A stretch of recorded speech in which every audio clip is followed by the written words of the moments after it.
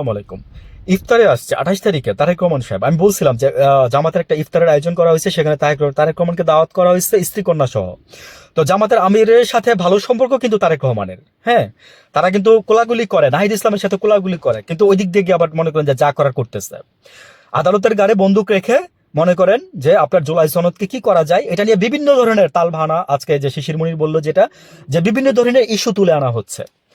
তাহলে আমি বলবো কি জানেন, যে এই নির্বাচনটা বৈধ হয় না, আবার নির্বাচন দেন, আবার নির্বাচন দেন, সমস্যা নাই তো। মানে আপনারা যেভাবে পাশ করে আসছেন আসছেন, আবার নির্বাচন দেন, তাহলে দেখেন জনগণ কাকে আবার ভোট দেয়। আপনারা আবার দেখেন, সমস্যা কি?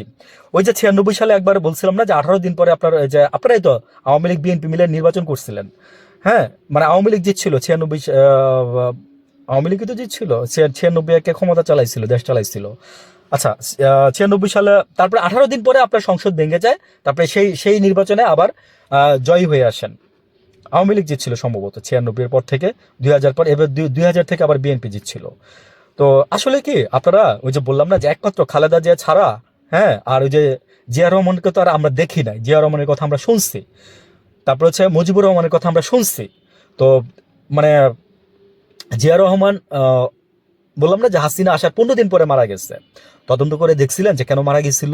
হ্যাঁ, তারেক রহমান সাহেব, আপনার একটা জিনিস আমার খুব ভালো লাগছে, যে আজকে এই যে 35 বছর পরে, মানে আল্লাহ মহিলা পুরুষ দুজনকে আলাদা করেই বানাইছে, এবং দুজনের মধ্যে ক্যাপাসিটি ক্যাপাবিলিটি সবকিছু আলাদা করে দিচ্ছে।